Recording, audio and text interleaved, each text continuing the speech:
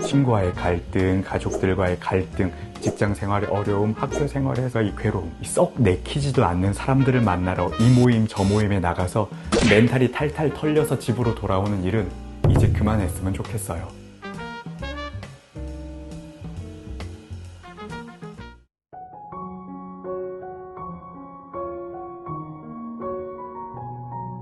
안녕하세요. 정신과 전문의 한승민입니다. 많은 사람들이 인간관계의 어려움을 자주 호소하지요. 사실 인간관계의 스트레스는 세대를 불문하겠지만 그 양상은 이 시대에 따라서 그리고 연령에 따라서 조금씩 차이가 있는 것 같아요.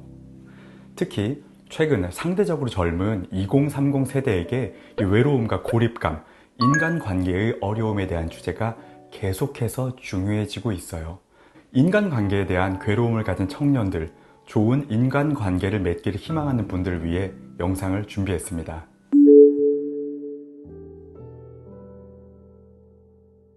지금의 40대나 50대가 20대였을 때를 돌이켜 볼게요.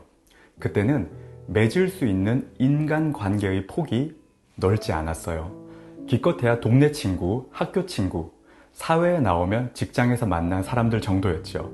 하지만 지금의 2030 세대는 그렇지 않지요.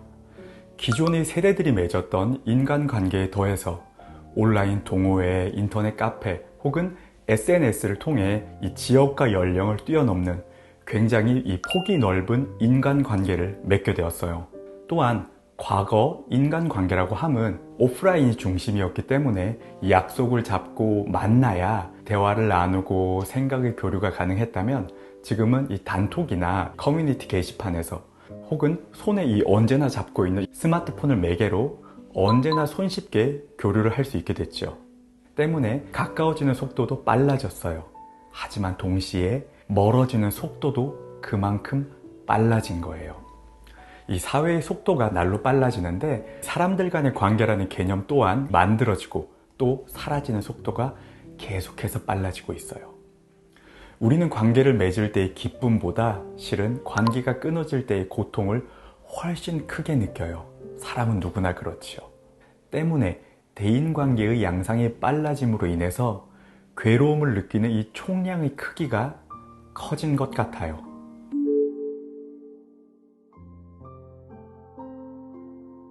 이 사람에게는 개인마다 조금씩은 다르지만 인간관계에 쏟을 수 있는 에너지의 총량이 실은 정해져 있어요. 인간관계를 맺고 유지하는 데는 필연적으로 시간과 에너지가 드는데 이게 무한정 있는 것이 아니에요. 과거에 인간관계의 폭이 상대적으로 좁았던 시절에는 인간관계에서 가장 중요한 것은 이 깊이라고 이야기들을 많이 했지요. 하지만 지금은 다양한 사람을 두루 아는 것을 꽤나 중요하게 여기고 있어요.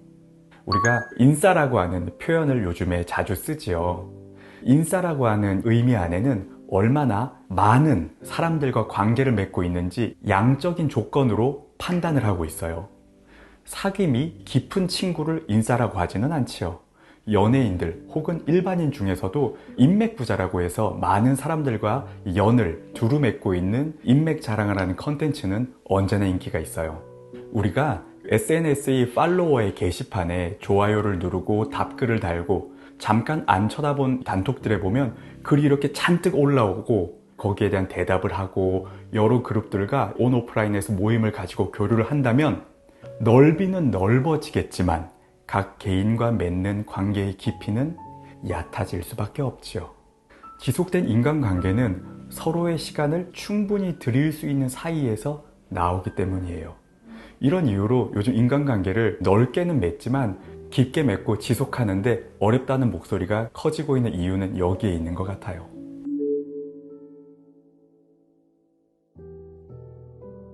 좋은 인간관계를 정의하는 것은 실은 무척 어려운 일이에요. 이유는 개인마다 생각하는 이 좋다라는 개념이 조금씩 다르기 때문이죠. 하지만 제가 생각하는 좋은 인간관계라 함은 함께 있을 때 서로 위안이 되고 든든하고 편안함을 줄 수 있는 관계라고 생각을 해요. 상대방이 아무리 훌륭하고 내게 큰 도움이 된다 하더라도 같이 있을 때 편안하지 않다면 좋은 관계라고 말할 수는 없겠죠. 우리가 누군가를 만날 때는 나 혼자 있을 때보다 더 괜찮은 시간을 보내고자 하는 소망이 마음속에 있기 때문이에요. 이러한 좋은 인간관계를 만들고 유지하기 위해서는 함께 보내는 시간이 중요해요. 즉, 오래 만나고 많은 대화를 하며 생각과 특히 정서를 교류하는 경험을 켜켜이 쌓아나가는 게 필요하죠. 이는 노력한다고 단시간에 만들어지는 것이 아니에요. 오히려 같이 보냈던 이 추억과 기억들이 모래처럼 쌓이고 바위처럼 단단해지는 시간이 필연적으로 필요하지요. 그런 이야기 있잖아요. 어린 시절 친구가 진정한 친구고 사회에 나와서 만나는 친구는 그렇지 않다는 이야기가 있잖아요. 이 어린 시절 사귀었던 친구와는 그 오래된 시간만큼 많은 공통된 즐거운 기억들, 추억들이 있기에 가능한 일이지요.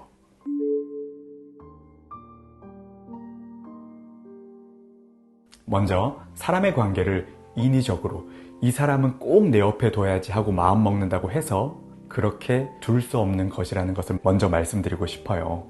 이유는 간단하죠. 관계라 함은 두 사람이 맺어가는 것이기 때문이에요. 내가 원한다고 좋은 관계가 되는 것은 아니지요. 이 두 사람이 서로를 좋게 보고 원할 때 두 사람은 오랫동안 곁에 머무는 관계가 될 수 있는 거예요. 곁에 두면 괜찮은 사람은 어떤 사람인가 생각해 보면요. 이 같이 시간을 보낼 때 편안한 사람, 그래서 만났다가 헤어질 때면 만나기 전보다 내게 이 즐거움과 에너지를 오히려 채워주는 사람, 그런 사람이면 곁에 꼭 둔다기보다는 자연스럽게 곁에 남아있게 될 거잖아요. 보통 보면 주로 배려심이 많고 이타적인 사람들, 내가 그렇게 느끼는 사람들이 옆에 오랫동안 남아있게 되는 거지요. 반면 좀 멀리 해야 되는 것을 고려해야 될 사람은 어떤 사람인가 생각을 해볼게요. 보통은 이 대인관계에서 배려심이 부족하고 이기적인 사람들이에요. 예를 들어서 약속 장소나 시간, 만나는 방식 등을 나를 고려하지 않고 본인의 위주로 정하는 사람들 있잖아요. 본인의 기분에 따라 약속을 변경하거나 취소하는 등 관계의 관심사가 오로지 자신에게 집중된 사람들을 일컫는데요.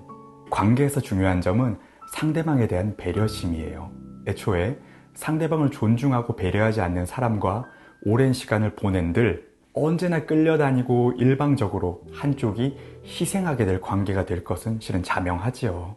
이런 사람들을 만나고 오면 에너지가 차는 게 아니에요. 오히려 기운이 쭉 빠지고 뭔가 즐겁지가 않게 되지요. 만나기 전보다 많이 피곤해져요.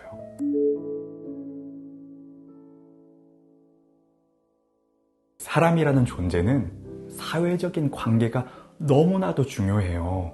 사람을 사회적 동물이라고 말도 하잖아요. 사회적인 관계와 사람은 떼놓긴 굉장히 어려워요. 제 진료실을 찾는 불안하거나 우울감을 겪는 사람들의 가장 많은 어려움을 하나 꼽자면 바로 대인관계의 어려움이에요. 친구와의 갈등, 가족들과의 갈등, 직장 생활의 어려움, 학교 생활에서의 괴로움, 이런 것들 말이에요. 이 사람들과의 관계에서 갈등으로 괴로워하고 고립감과 외로움에 빠져 헤어나오지 못하는 경우가 너무나도 많아요. 우리는 누구도 혼자 살아갈 수 없어요. 혼자 살아간다면 굉장히 어렵지요. 그래서 우리는 항상 이 멋진 여자친구나 남자친구가 있었으면 좋겠다. 혹은 평생을 믿고 의지할 수 있는 진정한 친구가 내 옆에 있었으면 좋겠다는 소원을 누구나 가지고 있어요. 앞에서도 언급했지만 관계는 두 사람이 맺어가는 것이라고 말씀을 드렸지요. 정말이지 좋은 관계를 내가 만들어가고 싶다면 내가 먼저 꽤나 괜찮은 사람이 되어보는 것은 정말 중요해요. 누군가가 나를 보았을 때 참 괜찮은 사람이다. 저 사람과 친하게 잘 지내보고 싶다는 생각이 들게 만든다면 좋은 인간관계는 따라오게 되는 거지요. 내가 좋은 남자친구 혹은 여자친구가 있었으면 좋겠다. 내가 좋은 친구가 있었으면 좋겠다 라고 생각한다면 그런 사람이 먼저 되면 되는 거예요. 내가 꽤 괜찮은 사람이 돼서 누군가가 좋은 관계를 맺었을 때 저 사람은 내 친구여서 나랑 연인이어서 너무 좋아 라는 그런 생각을 들게 만드는 사람이 우선 돼본다면 참 좋겠다는 생각이 들어요. 그리고 꼭 말씀드리고 싶은 것은 많은 사람들과 좋은 관계를 유지하려고 애쓰지 않았으면 좋겠어요. 사람을 행복하게 만드는 것은 넓은 인간관계에서 나오는 게 아니에요. 깊은 인간관계에서 나오는 거지요. 썩 내키지도 않는 사람들을 만나러 이 모임 저 모임에 나가서 멘탈이 탈탈 털려서 집으로 돌아오는 일은 이제 그만했으면 좋겠어요. 지난주에 본 친구를 이번 주에 또 봐도 좋으니까 기분 좋은 사람들과 자주 교류하면서 깊은 인간관계에서 나오는 이 즐거운 대화를 더 많이 나누시기를 바라봅니다.